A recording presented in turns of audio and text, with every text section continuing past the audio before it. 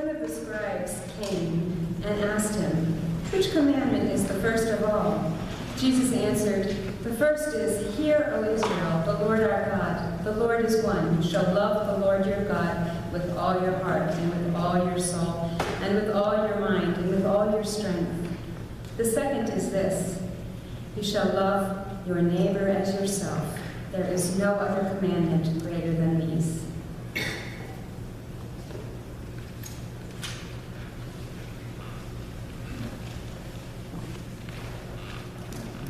Practicing compassion, birth out of gratitude for those we care for those we love, for those we know is an inspiring, important, crucial imperative as we live out our lives in the world with each other. And Pat Annenberry and Laverne Gill have a powerful story to share with us today about what that looks like in their lives and what could look like in our own lives.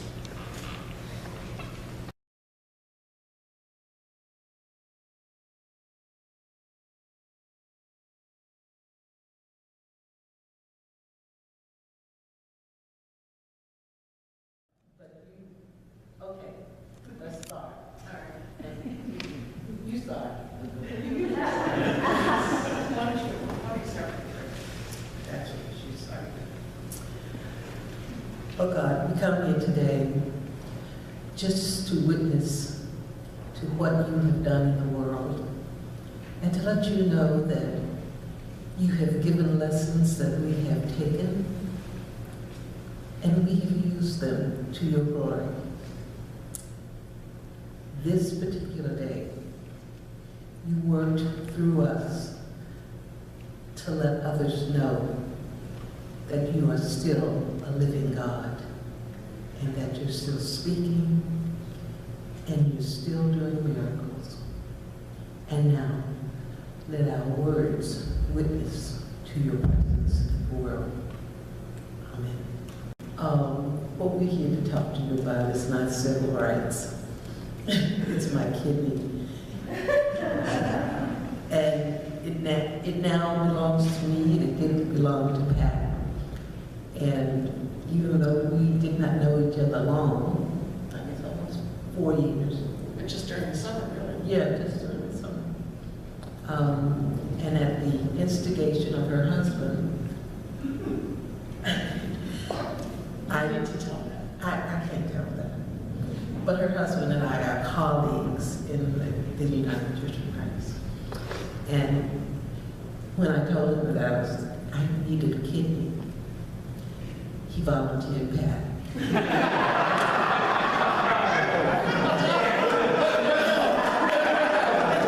No, it's true. Let me say to you, don't ever give one of the organs of your spouse away without talking with them, or even at that. He did. He said to her, "Pat will give you one of hers." I wasn't even standing there. "Pat will give you one of hers," were his exact words. And when I found that out, I thought, what is a girl to do when her husband starts giving away her organs? And I thought, what kind of message is that? Particularly because about, 6 or 8 years previous to that, I had thought about doing the same thing, but it was anonymous. It was somebody that I didn't know. What happened was, I was sitting in church. There was a paragraph in our church bulletin talking about a young man in our community that was in need of a kidney. And it was just really clear to me that I needed to do that. It was not so clear to Jerry that that was something that I needed to do. And I didn't want to do it, didn't want to do something that he really didn't want me to do. And then I also thought, because I don't know anything about this young man, he could have been 16 and a little bit wild, and the day after I donated the kidney, could have, driven drunk and, killed himself. I wasn't quite there. But I was real sure that I wanted to do it. And I was also very sure, because it came to me in church in the way that it did, that wasn't coming from me. That was God speaking to me. As hard as it is for me to discern God's voice, I'm really clear about that. But Pat said yes, right there. in the chapel at Chautauqua. She said that she would give me a kidney, and I said, you know, you don't just give away kidneys. You don't just like say, here, you can have my kidney. She said, well, what do I have to do? I said, I don't know. I said, I know there's some forms that you have to fill out, but they're back in Virginia. Well, get the forms, and we'll sign them. I said, well, why don't you talk to your husband tonight and talk this over? Think about it. He already made up his mind. He's made up his mind. You know, we're like, okay. But I think the more I think about that, the more I think that when people say that God works through people, God really works through us. There's no, I had no thought that I would get a kidney. As a matter of fact, I didn't know what I was going to do. I just did what I was told, and I was a year away, so I had time. But I think that God works through us, and it is not something that we have to. We may block it, we may procrastinate, but when God works, God works. And there's nothing that can stop that for us. You know, and it isn't a coincidence that the conversation that Jerry and Laverne were having was, as she said, that was in the chapel of the UCC Society. I was practicing the piano at the time because I was going to play for the service, I guess, the next day. And so when you told me that, as upset as I was with my husband, I was just very clear. I mean, and that also happened in the chapel, so it wasn't a coincidence. No, I don't think so. So we've been on that journey. And we signed the paper. She had the papers with her. As much as she said she wasn't looking for a donor in Chautauqua, she had brought the papers up. I didn't know I had the papers. But she did have the papers, and I think the next day, they were on my desk. It might have been that day. And we filled them out, we signed them, and Chautauqua was dry at the time, so we drank water. We toasted with a glass of water and faxed them in from the Athenaeum Hotel. And then our journey began. So in September, when we got back this way, was it September? Your birthday. We got back, we did our blood work, and it matched. But you know what? We didn't even know. We had to go through a series of tests, mostly blood tests, and we didn't know the results. We didn't even ask. I mean, we kept going through the process, but we didn't ask until the very last meeting we had with the doctors and the coordinators. And I said, by the way, what were the results of the blood test?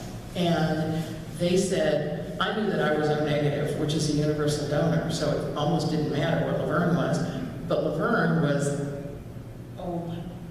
what's the universal recipient? You still don't know, ask me. See, she still doesn't know. Anyway, she's a universal recipient. I'm a universal donor, my blood type. And the thing that most people don't know, and this is just really, really important, it used to be that you had to have, in order to donate an organ, you had to have a match on something like 5 or 6 genetic markers, which is why you would only hear about twins doing, or maybe other, maybe parents and kids, but it was generally twins or siblings. Now the only thing that has to mention, I think they check a few other things, but the main thing is the blood type. And that's because they have drugs now that work against the resistance. Usually, the body will resist outside influences. So when we found that, you said, well, do you want to do this Christmas or Thanksgiving? And I said, I don't care. You said, well, I'm going to go home, be with my dad for Christmas. So we did it the day before Thanksgiving. So our Thanksgiving consisted of, I think mine was Jell-O and dry toast. I don't remember because it didn't say down exactly. I don't know, what did you get to do? I don't know. Anything, probably not. It was, in some ways it was a very easy, but it seems like it was really, really long, a long time because but it started in August and ended, well, it didn't end, it kept on going, obviously, but the day before Thanksgiving. But there were a few struggles along the way. I had a surgeon that didn't believe that I should do it. And it's not good when you, I won't tell you all the reasons, and he was the one who was assigned to me. And he just kept checking with his colleagues or whatever, and he did not want me to do it. I went in that morning, the day that we were having the surgery, and I was all prepped, and everybody's all excited, because they, usually when this was in Fairfax, Sonoma, and it was in their transplant center, and they don't get lots and lots of live donors, and so everybody was very excited. And, well, I mean, seriously, a lot of them, mostly they're cadaver donations, and it's better to get somebody who's alive. I mean, the organ is just in better shape. So anyway, everybody was really excited. They were very happy. They thought this was very cool. And my surgeon came in and told me all the reasons he thought I was making a mistake. And he had me in tears. It's like nothing like going into an operating room in tears. And I knew he was wrong. And by Jove, this was going to happen. So it wasn't all like a lot of fun. Partway along the way too, I was really concerned they wouldn't accept me because my kidney was too old. And then Jerry reminded me that Laverne's older than I am. Only that year. But still older. So that turned out not to be an issue. And I think that's important because people think that there is an age, but It's like 70, I think. They don't. yeah, but even now, I know someone who was offered a kidney that was older than that. So they're doing a lot of the things that help enhance life. And then after that, it's almost like now I have to live because Pat's still alive. And I'm serious. And so I'm in and out of the hospital, and I said, this has got to work. So I can't tell her she gave the kidney to me, and now it's failing. So every time I go into the hospital, I never tell her. She doesn't tell me. Like the first time, well, maybe it wasn't the first time. The first time I knew that she was in the hospital, I was very upset. I mean, both that she had been in the hospital, but mainly because she didn't tell me. And I said, well, why didn't you tell me? And that's... No, she came into the hospital and said, why didn't you tell me? Oh, yeah, I guess that's how I know, I was there to make you feel better.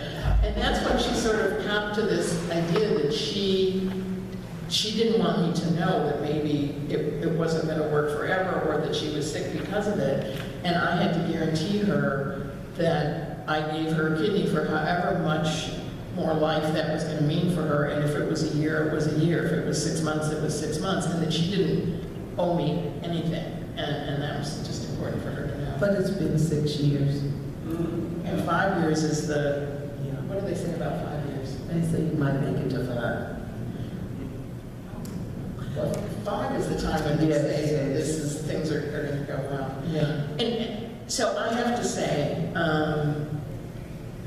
people have asked me why I did this, and even I as to why I did it. yeah, and there are two answers. Two questions. One is why I did this and why I chose Laverne, if you will. And the best thing I can come up with, and I stick with it, and that is that this was the deepest expression of the gratitude that I feel for the life that I've had. I have had a wonderful life. I've had some kind of terrible things happen, but was able with support and whatever to get through those things. No worse than what other people have happened to them, for sure. I've had a wonderful life. I'm so grateful. My life now is probably the best it's ever been, my life with Jerry. And so this is an expression of that gratitude. It's interesting that and I almost almost died, and my creatinine kept going up and up and up and up. And I knew that it was it. And I saw the door in front of me.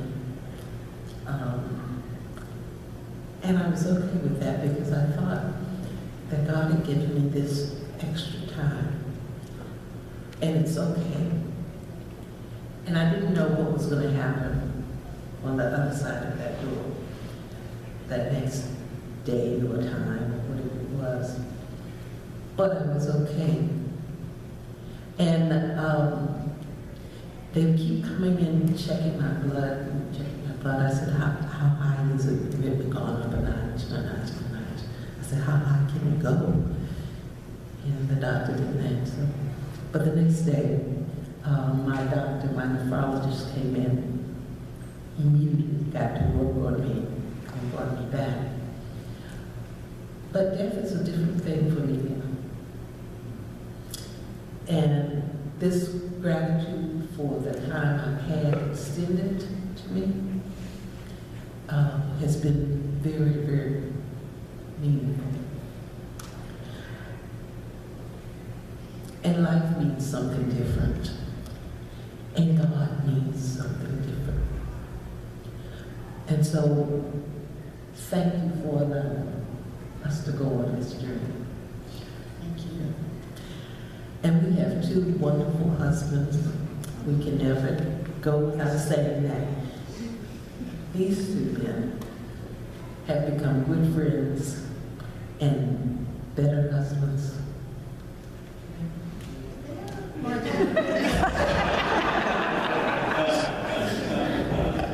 always good.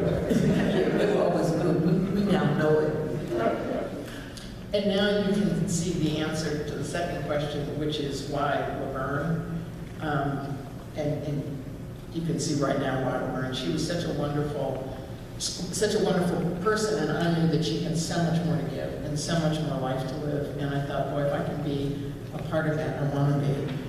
Somebody asked me, a couple of people have asked me, when they find out about this, and they say, well, were you friends?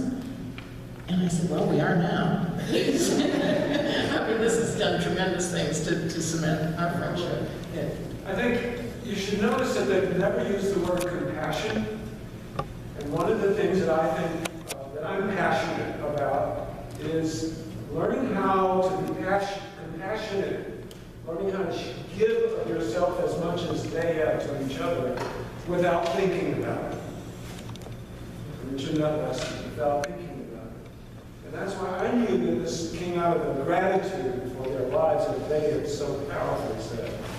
And so it was out of that compassion, as we might look at it, was birthed. And is still being renewed and lived out in the world. These two women, for me, are my heroes, and goes way beyond anything that I could ever hope to express my gratitude for who you are in the world, each of you, and who you are to us, to Tepper, and me, and who you are to God's kingdom. I think that this is the essence, as I reflected on this compassion, the essence of what Christ means to us. Someone who took human form didn't have to, but did it humbly and gave of himself so that we might be right.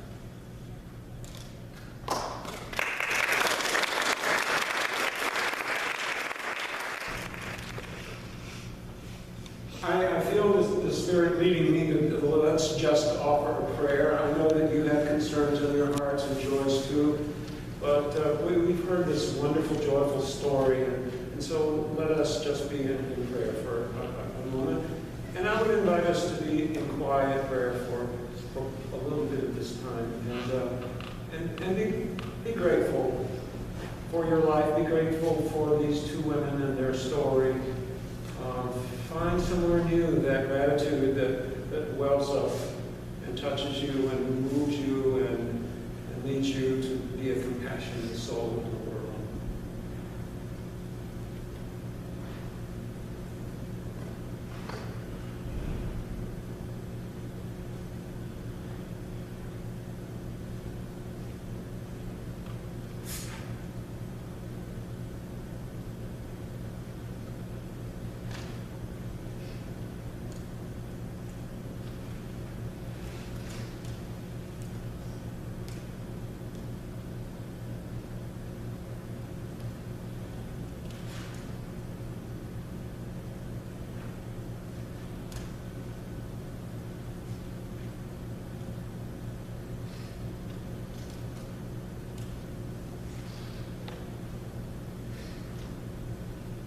God, these are the prayers of our hearts and our souls.